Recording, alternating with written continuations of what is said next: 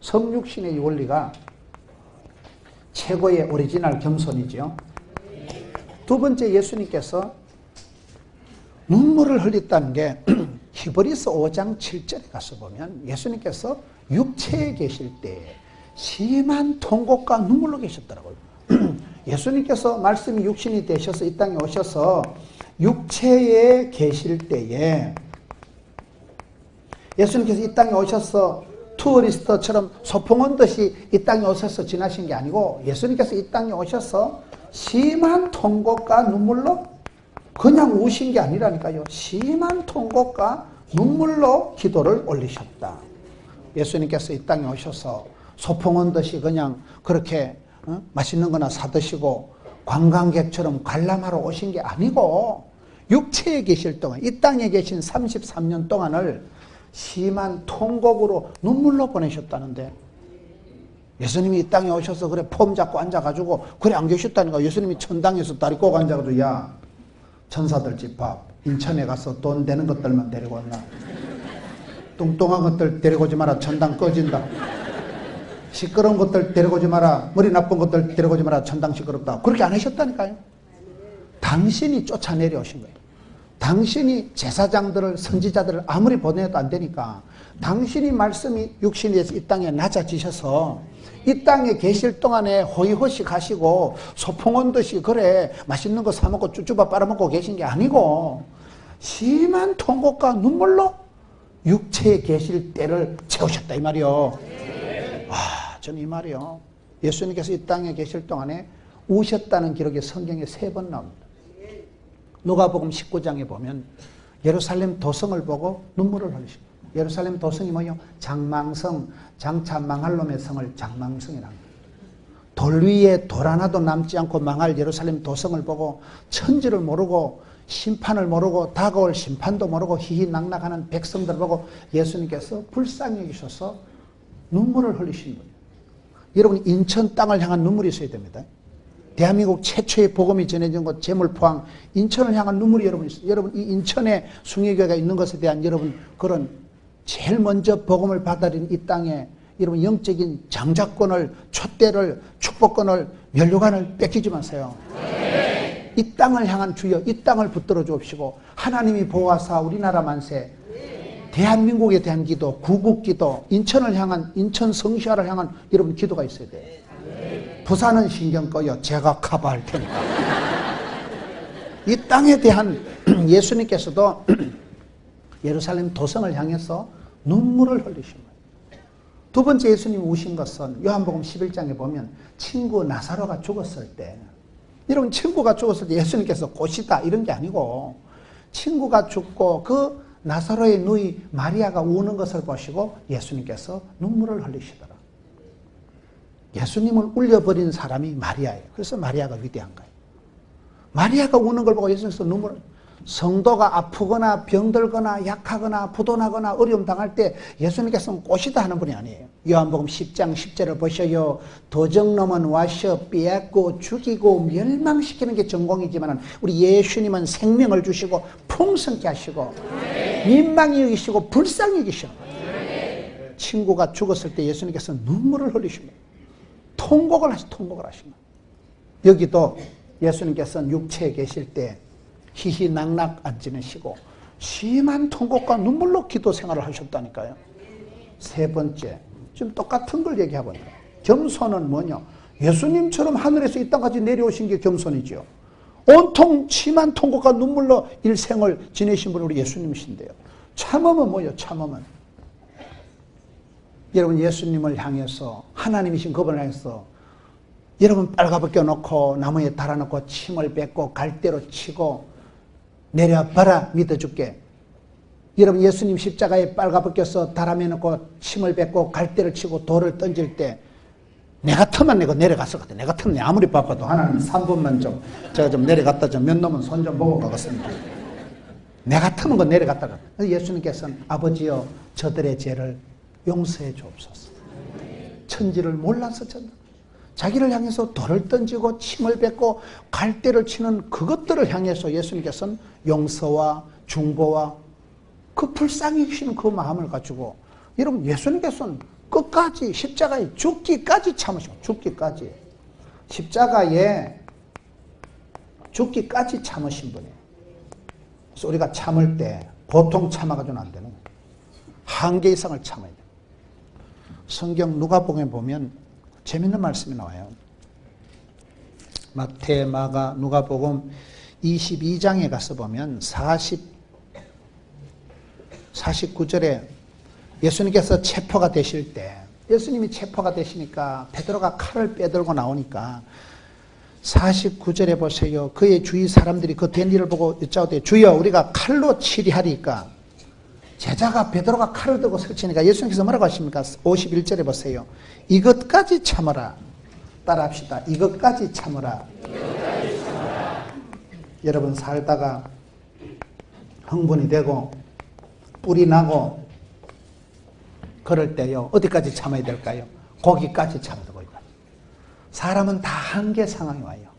사람은 다 살다 보면 견딜 수 없는 상황이 옵니다. 내가 더 이상 참는 것은 인간이 아니다. 더 이상은 내가 한계 폭발 상황이 온다. 그럴 때 우리 예수님께서는 거기까지 참아라. 그것도 맞아 참아라. 예수님께서 이 땅에 오셔서 죽기까지 복종하고 참으셨는데요. 온갖 비난을, 온갖 수모를, 고난을, 멸시를, 천대를 다 길이 참으신 분인데, 그래서 우리가 이 땅에 살아갈 때 예수님처럼 아바울처럼 그렇게 살 수는 없을까? 그건 이렇게 살아가면 되는 거예요. 겸손을 감당해야 하나님께서 영광을 주십니다. 아우구스티누스 성 어거스틴에게 제자가 찾아와서 선생님, 크리스찬의 미덕이 뭘까요? 첫째 겸손, 둘째 겸손, 셋째 겸손, 그렇게 했다 그러잖아요. 가장 아름다운 마음씨가 겸손한 거예요. 가장 숭고한 물이 눈물이에요. 여러분 사람이 살아갈 때 강한 자가 살아남는 게 아니고 살아남은 기 강하다 그런 말이 있어요. 살아남은 기 강한 게 아니고요. 참는 게 사는 거예요. 참아야 돼요. 참아야 돼요. 모든 것은 참아야 되는 거예요. 온갖 환란이 문제가 오는데 성질 급한 놈이 술값 먼저 낸다고 조금만 참아만 옆에서 다 내줍니다. 참아야 돼요. 오늘 현대인들이, 젊은이들이 가장 부족한 게 이게 부족합니다. 끈기가 참는 게 안 된다. 취직시켜놓으면 사표 내고 결혼시켜놓으면 이혼하고, 이게 그냥 다반사예요. 다반사. 견디지를 못하고 버티지를 못하고 참지를 못하는 게, 여러분 갈라디아 5장 22절에 보면 오래 참는 게 뭐예요? 성령의 열매예요. 성령이 임하실 때 열매라는 것은 하루아침에 맺히는 게 아닙니다. 사과가 한 알 맺히기 위해서는요, 번개가 5번 때리고 천둥이 20번 치고 비바람 25번 떨어지고 소쩍새가 울어야 고가꽃이 피고 춘하 추동이 지나야 농사가 결실이 열매가 되듯이 성령의 열매가 오래 참는 거 아니겠어요? 참아야 돼요. 참아야 돼요. 연륜이 있고 경륜이 있는 사람들은 참은 사람들. 우리가 한 해를 지나고 하면서 로또 복권이 당첨된다거나 뭐 그런 대박이 터지는 건 없지만 그래도 자살 안 하고 지금까지 참고 버틴 것을 크게 경하드리는 바입니다. 참는 자가 이기는 거예요. 성질 급한 놈은 안 됩니다. 성질 급한 놈. 칠락 팔락 들락 날락 하면 안 돼요. 버티기 작전을 하고. 왜요? 예수님께서도 이것까지 참아라. 칼로 해결하는 거 아니다.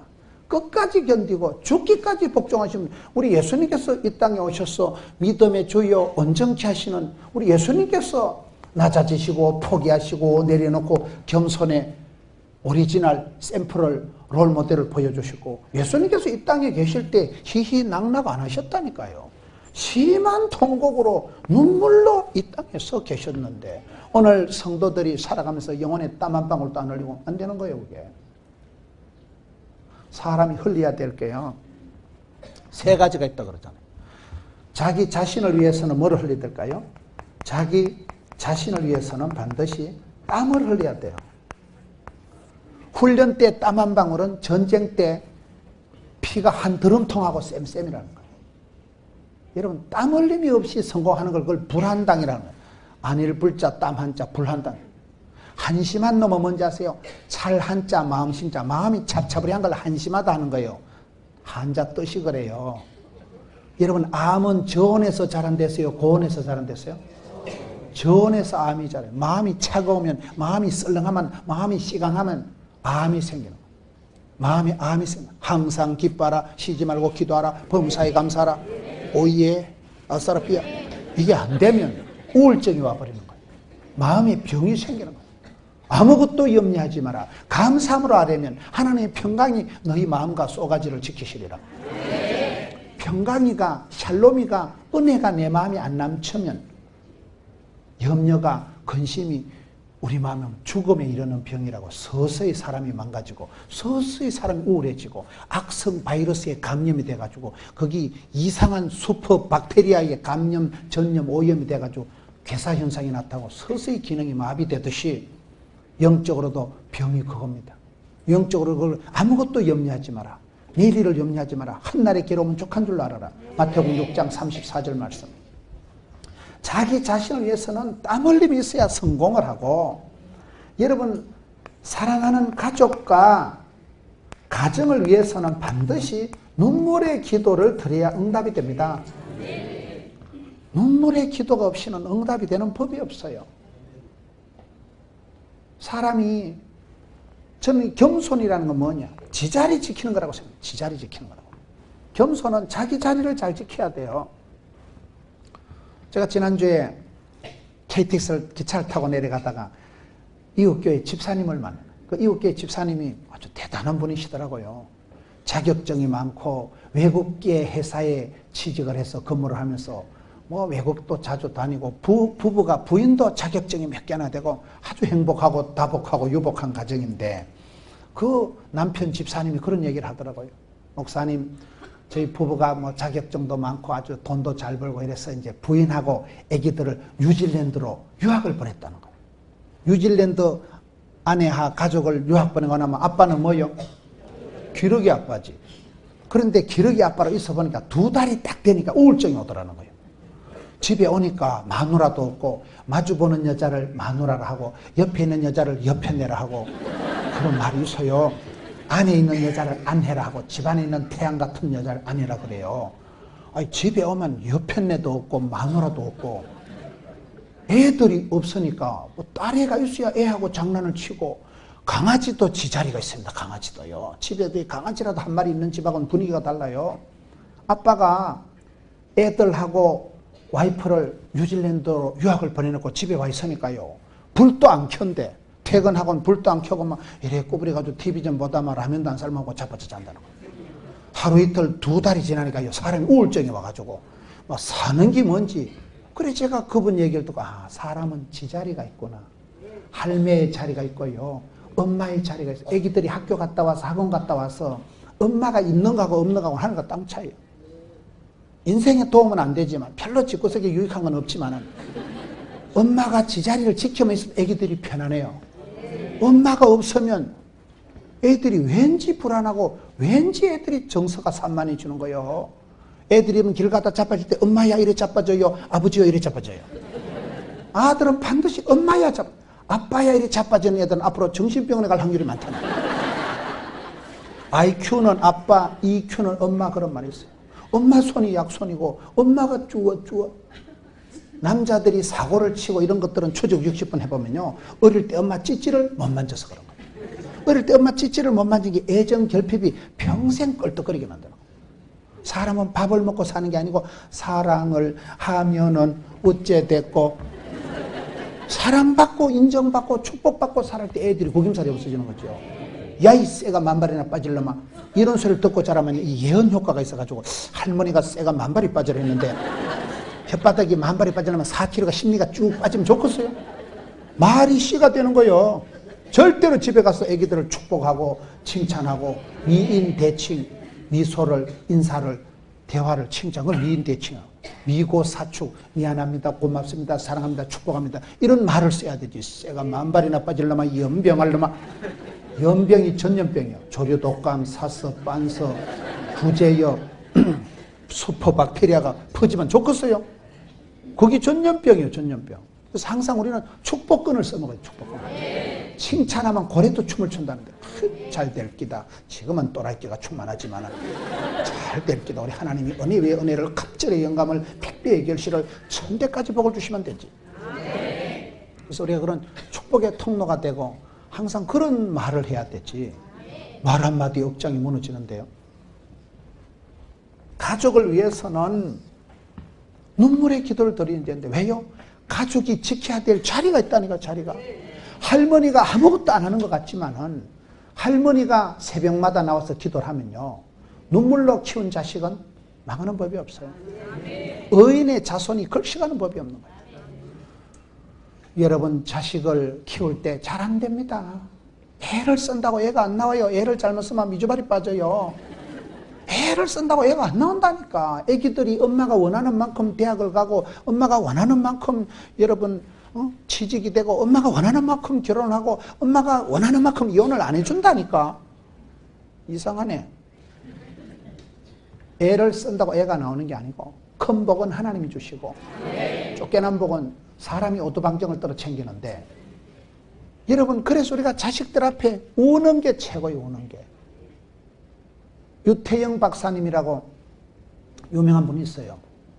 그분이 저 지리산 자락에서 얼마나 찢어지게 가난하게 자라고, 뭐 정확한 건 아니지만 하여튼 형님이나 누님들 중에 국민학교를 졸업한 분이 없었다 하더라고요. 옛날에 시골엔 다 그랬잖아요. 그렇게 찢어지게 가난하게 살던 그분이 학교도 못 다니고 서울에 와서 구두 닦기 하다가 새벽 기도를 늘 나오는 거예요. 늘 기도하면서 하나님요, 내가 소원이 하나 있는데 공부를 좀 했으면 좋겠는데 유학을 갔으면 썩었다. 달러도 없는 게 영어도 못하는 유학을 어떻게 했어? 꿈이야 꿈, 뻥이야 뻥. 믿으면 바라는 것들이 실상이라고. 꿈은 아무리 커도 세금을 안 낸다니까. 꿈이라도 빵실하게, 기도라도 거창하게, 소원이라도 아싸라게. 남들이 보기에는 황당한 소리를 하는 것 같지만은 믿으면 바라는 것들이 실상이, 바라고 꿈을 꾸면 10년, 20년 지나면 실제 상황이 돼버립니다. 그래서 이분이 기도하다가 지혜를 얻어가지고 덴마크 국왕한테 편지를 하나 써보자. 편지 썼잖아요. 편지 뭐 쓰는데 돈이 얼마도 없어. 편지를 썼는데 주소가 생각이 안 나는데 또 기도를 하니까 막 그냥 붙여라 이런 생각이 들더라는 거예요. 여러분 제가 이명박 대통령 기하 이래가지고 편지 보내면요, 우체부가 알아서 다 종로구 청와대에 다 갖다 줍니다. 사람이 유명하면요 우편물이 자라. 여러분 교회 감독님 뭐 담임 목사님 이래 편지 적으면 우체부가 알아서 다 숭이게 갖다 줘 벌써. 여러분 저도 그냥 부산에 포동겸 이랬는데 웬만하면 편지 온다고 봐야 되거든요. 덴마크 국왕 뭐 주소 알 거 뭐 있어. 뭐 덴마크 국왕 전화해 놓으니까 우체부가 알아서 갖다 줘가지고 국왕 비서실에서 그 편지 나부랭이를 보고 감동을 받아가지고 국비 유학생으로 공짜로 가가지고 등록금 다 면제되고 공짜로 가가지고 박사 학위를 받고, 그분이 돌아와가지고 새마을운동을 그 뭐 기한을 하고 입안을 하고, 그분이 얼마나 유명한 유태영 박사라고 들어봤어요? 몇 개 국어를 하고요. 훌륭한 분이에요. 큰 사역을. 그분은 어릴 때 엄마가 안고 전능하신 하나님, 우리 태영이 한 번만 살려주세요. 그 어머니 아버지가 전능하신 하나님, 자기가 힘이 없으니까 하나님을, 센 하나님을 찾는 거예요. 전능하신 하나님. 애미는 무식하고 애미는 가난한데 우리 태영이 한 번만 밀어주세요. 그 기도가 귓가에 쟁쟁한 거예요. 여러분 어린 손주를 안고 어린 아들을 안고 엄마가 아프고 가난해서 하나님요 하나님요 전능하신 하나님요, 애미는 가난하고 무식한데 우리 아들 한 번만 살려주세요. 그래 뻘떼기에 눈물이 똑똑 떨어지면 가가 객지에 나가서 엉뚱한 짓을 할까 안 할까? 절대 그 자식은 엉뚱한 못하는 거예요. 엄마의 눈물이 벌떼기에 뚝뚝 떨어진 애들은요 절대로 엉뚱하지 못합니다. 그래서 여러분 자식을 위해서 축복하고 울어야 돼요. 자식을 위한 기도가 그렇게 됩니다. 시편 109편 4절에 나는 사랑하나 그들은 도리어 대적하니 나는 기도할 뿐이라. 우리가 자식을 사랑한다 할 때 오리지널 교육은, 양육은요 눈물의 기도밖에 없어요. 눈물의 기도. 눈물로 훈계해야지. 애들이 말을 안 듣습니다. 요즘 애들 앞에 지옥이 어디냐면 앞에도 엄마, 옆에도 엄마, 뒤에도 엄마가 있는 데가 지옥이라는 거예요. 맨날 공부하고 닥달하니까 잔소리가 징글징글하다는 거예요. 잔소리하는 거 애들 싫어한다니까요. 공부하라 한다고 애들이 공부를 합니까? 말귀를 못 알아듣는 말귀를. 사람은 교육 대상이 아니고 훈련 대상이 아니고 사랑하며 섬김의 대상이라니까요. 아들 앞에 바가지 끌고 잔소리하고 이놈의 자식아 공부해라 이놈의 자식아. 그런다고 걔들이 공부를 합니까? 안 해요. 대적을 해요. 치받아요. 나가라 이 자식 이러면 문 쾅 닫고 나갑니다 애들이. 장로님 아들도 가출하고 권사님 딸도 가출을 해요. 어떻게 해야 될까요? 울어야 돼. 울어야 돼. 예수님께서 너희와 너희 자녀를 위해서 울라.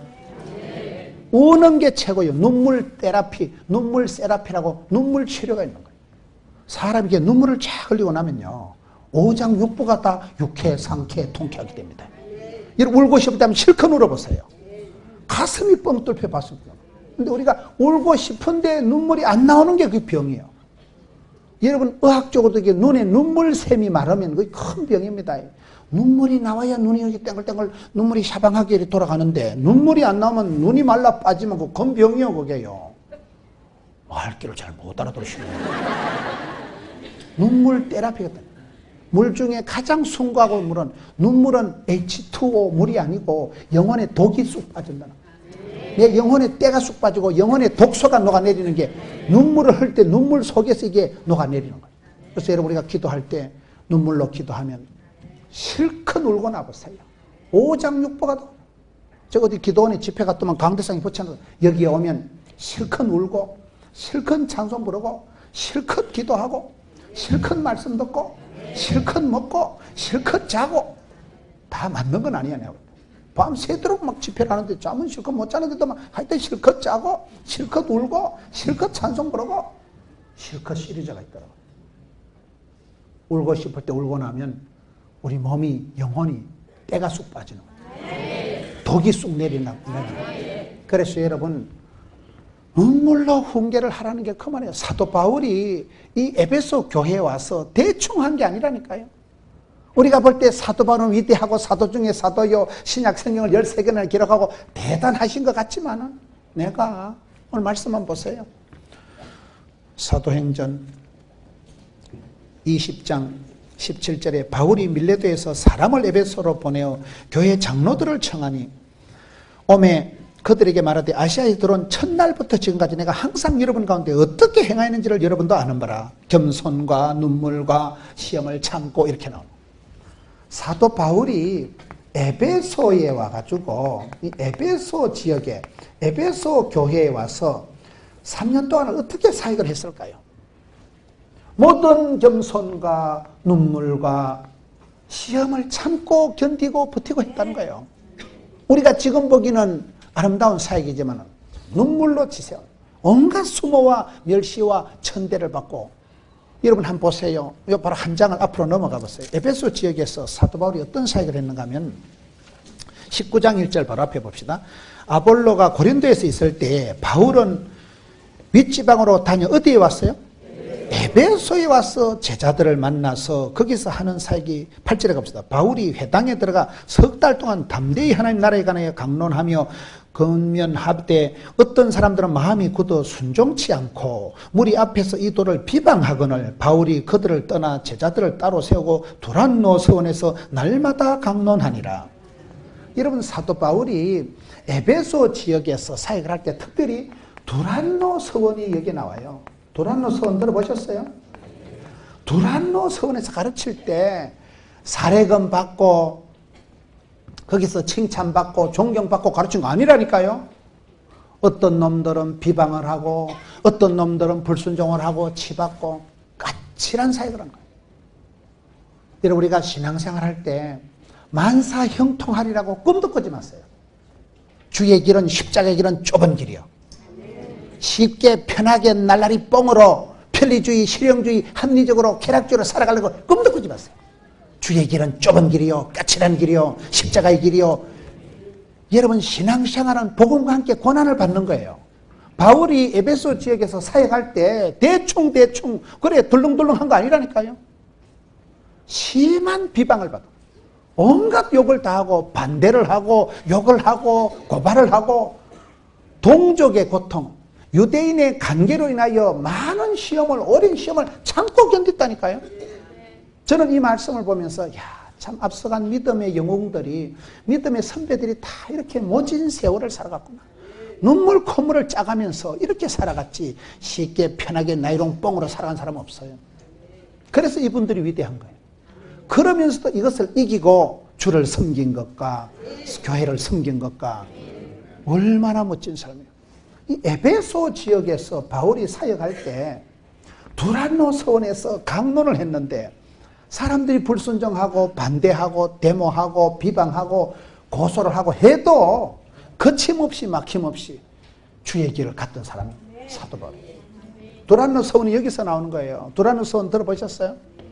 우리 한국교회에 우리 하용조 목사님을 중심으로 해서 두란노 서원이라는 이 에베소 교회에서 바울이 강론을 했던 그 장소 이름을 따가지고 두란노 서원을 만들어가지고 두란노 서원에서 여러분 무슨 아버지 학교, 어머니 학교, 많은 가정사역 프로그램들, 찬양과 경배, 대한민국 교회의 여러분 찬양사역, 저기서 빛과 소금, 목회와 신앙, 많은 출판 문화사역, 러브 소나타니 엄청난 사역을 문화적인 기독교적인 그런 프로그램들을 개발하고 한국교회를 일깨우고 풍성하게 다채롭게 한 데가 두란노 서원이라고 들어보셨어요?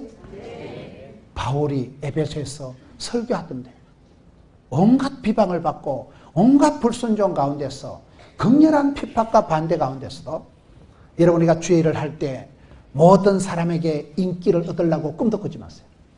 사람들의 평판에 그저 좋은 소리 들으려고 꿈도 꾸지 마세요. 왜요? 세상은 아무리 바울이 두란노에서 이렇게 해도 쉽게 편하게 웃으면서 한 게 아니고 모든 겸손이라니까요. 눈물로 훈계를 했다니까요. 말귀를 못 알아듣고 아무리 자기들 유익하게 얘기를 해도 반대를 하고 욕을 하고 비방을 하고 고소를 하니까 관계, 괴계 속이고 애를 먹이고 하니까 참고 견디고 버티고 전 이 부분이 얼마나 은혜가 되는지 몰라요. 오늘 우리가 이 부분이 없어졌다고. 너무나 기독교를 지금은 쉽게 그저 예수 믿고 만사 형통하고 예수 믿고 그저 성령 충만하면 순적하게 되는 거 아닙니다. 바울이 여러분 성령 충만해서 사역을 할 때 성경에 보면 아시아에서 복음을 전할 때 성령이 막으시더라. 예수의 영이 허락지 않더라. 하나님께서는 성령님께서 우리 앞길을 열어주시는 것도 하시지만은 막아주시는 것도 잘하십니다. 막으시고 때로는 우리가 사역을 할 때 여러분 제가 아프리카에 작년에 가서 어떤 그 아프리카에서 제일 큰 교회에서 제가 집회를 하는데 그 담임 목사님이 그런 얘기를 하더라고요. 교회가 이제 부흥이 되고 커지면서 부교육자를 드리는데 부목사님을 이제 모시고 오는데 그게 그 집안의 가족들이 다 목사님들이더라고요. 그 삼촌이 또 유명한 목사님인데 그 삼촌이 정 목사 이제 네가 스텝을 늘리고 부교육자를 데려오면 본격적으로 인생 수업을 배울 기다. 이 말 뜻을 이해하는 분은 하고 못하는 분은 못할 거예요. 여러분 내가 며느리가 들어온다는 것은 내가 시어른을 모신다는 것은 오리지널 인생 수업이 시작된다고 봐야 돼요. 아무리 믿음이 좋은 권사님도 아무리 뭐 제자훈련 큐티 잘한 며느리도요 붙었다 하면 적과의 동침 사랑과 전쟁 인간관계는 그런 거예요.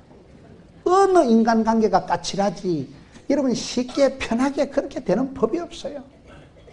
가혹한 세월을 전쟁을 치르듯이 하면서 그러면서 우리가 부부가 친구가 되어지는 거예요. 그게 인생 수업이기 때문에 여러분 사도 바울이 에베소에서 사역할 때 결코 쉽지 않았다는 거예요. 모든 겸손이란 이 모든이라는 한 생각해서 모든 겸손이 뭐예요? 그냥 잠시 겸손한 거 아니라니까요. 그냥 말 한마디로 겸손한 채 말로 때우는 거 그래서 순간적으로 임시적으로 립서비스 하는 거 아니라니까요. 모든 겸손이란 구구절절히 일마다 때마다 사사건건 자기를 비우고 낮추고 증거가 있어요. 증거. 여러분 우리가 성경에 보면 여기는 사도 사울, 옛날에 사울이 바울이 됐잖아요. 구약 성경의 최초의 임금이 누구예요? 사울왕이에요. 사울왕이 어땠을까요? 처음에는 이 사람이 겸손했어요. 그런데 모든 겸손을 감당 못한 거예요. 처음에는 겸손했지만 나중에 식은방을 떨다가 패가 망신한 사람이 사울왕이잖아요. 성경을 한번 찾아보겠습니다. 사울왕의 사역을 우리가 어디서 볼 수 있는가 하면 성경 말씀 사무엘상 15장 17절을 한번 가보겠습니다. 우리가 잠시는 겸손할 수 있어요. 한순간 우리가 착한 채 할 수 있어요. 무늬만 칼라만 형식적인 이름만 썬데이 크리스찬은 가능하지만은 사무엘상 15장 17절에 가서 보면 사무엘이 이랬대. 사울왕이 스스로 작게 여기를 그때에는 이스라엘 지파의 머리가 되지 아니하셨나이까.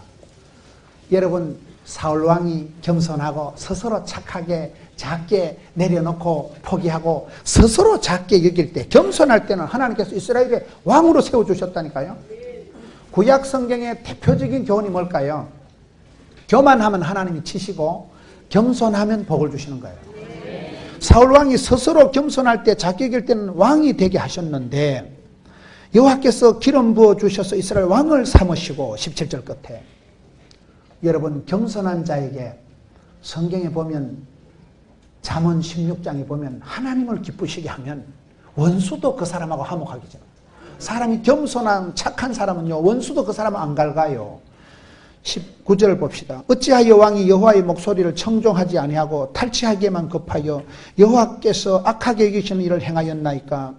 사울이 사무엘에게 이르되 나는 실로 여호와의 목소리를 청종하여 여호와께서 보내신 길로 가서 아말렉 왕 아각을 끌어왔고 아말렉 사람들을 진멸하였으나 다만 백성이 그 마땅히 명을할 것 중에서 가장 좋은 것으로 길갈에서 당신이 하나님 여호와께 제사리고 양것을 끌어왔나이다 하는지라. 사무엘이 이르되 여호와께서 번제와 다른 제사를 그의 목소리를 청종하는 것을 좋아하신 같이 좋아하시겠나이까. 순종이 제사보다 낫고 듣는 것이 수양의 기름보다 나으니 거역하는 것은 죄와 같고 완고한 것은 우상에 절하는 죄와 같음이라. 왕이 여호와의 말씀을 버렸으므로 여호와께서 왕을 버려 왕이 되지 못하게 하셨다.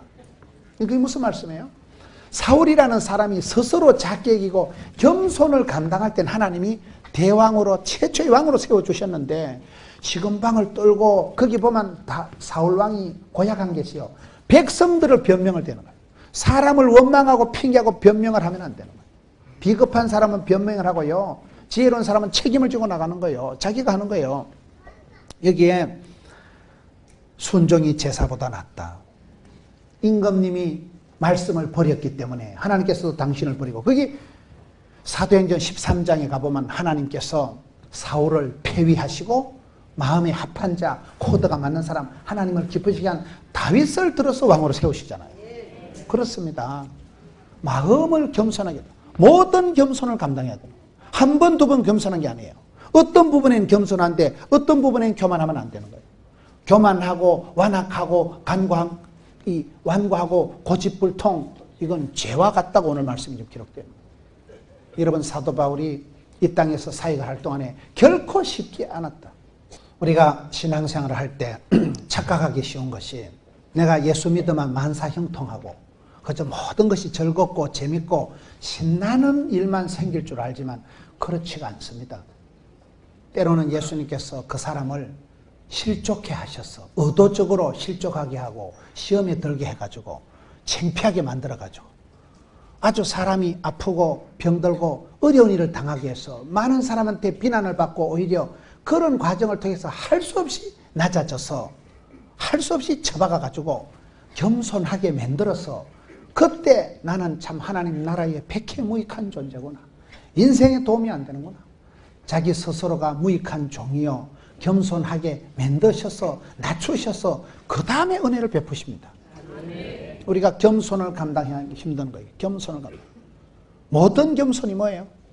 말 한마디로 어떤 상황에서 누구 앞에서 내가 겸손한 채 할 수 있지만은 모든 겸손이라는 것은 사도 바울을 보면 사도 바울이 학벌상으로 문벌상으로 족벌상으로 대단한 사람이 가말리엘 문화생이요, 로마 시민권이요, 바리새인 중에 바리새인이요, 사도 중에 사도요, 어디 가서도 큰 소리 칠 만한 막강한 경력을, 화려한 이력서를 가지고 있는 사람이지만은 여기서는 내가 모든 겸손으로 한 번도 자기를 주장하고 내세우고 권리를 주장하지 않고 낮추고 비우고 포기하고, 그리고 사람을 감화감동시키는 것은 바가지 끌고서 충고해서 되는 게 아니고 그냥 우는 거예요. 우는 거예요.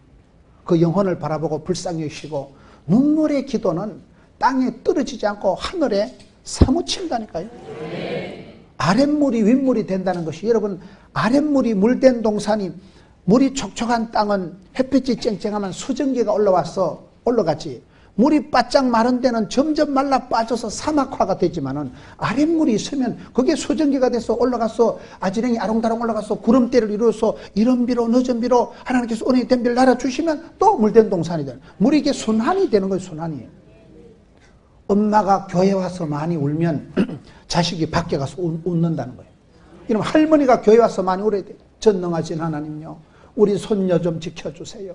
전능하신 하나님, 우리 손주 좀 길을 열어주세요. 할머니가 울어야 자식들이 꽃이 피는 거예요. 눈물의 기도는 땅에 떨어지고 하늘에 사무친다.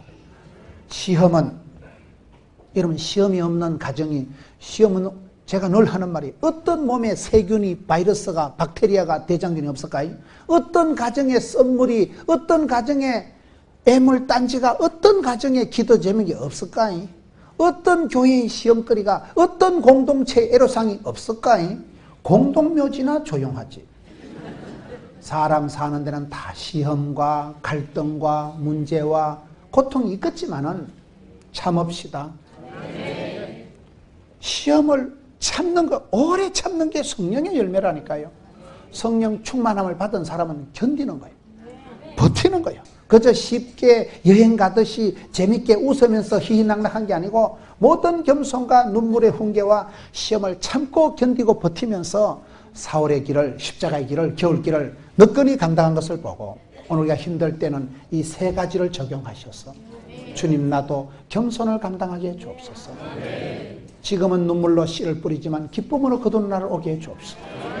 로마서 8장 18절에 현재는 고난이 있지만 장차 영광과는 비교할 수 없기 때문에, 예수님께서도 지금은 십자가에 달리시고 고난을 받으지만 앞길을 내다보시고 십자가를 참으사 부끄러움을 개의치 아니하시고 하나님 보좌 우편에 앉으시게 되는 거예요. 오늘 이 세 가지를, 겸손을, 눈물을, 참음을 감당하는 여러분 되시기를 축원합니다.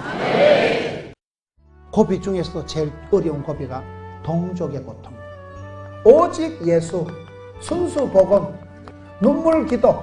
사도 바울의 관심은 오직 예수 그리스도를 자랑하고 십자가만 자랑하는 거예요. 그저 에스겔 골짜기 뼈다귀 같이 그렇게 힘도 없고 생기도 없고 그렇게 우리가 신앙생활 하기가 쉽습니다.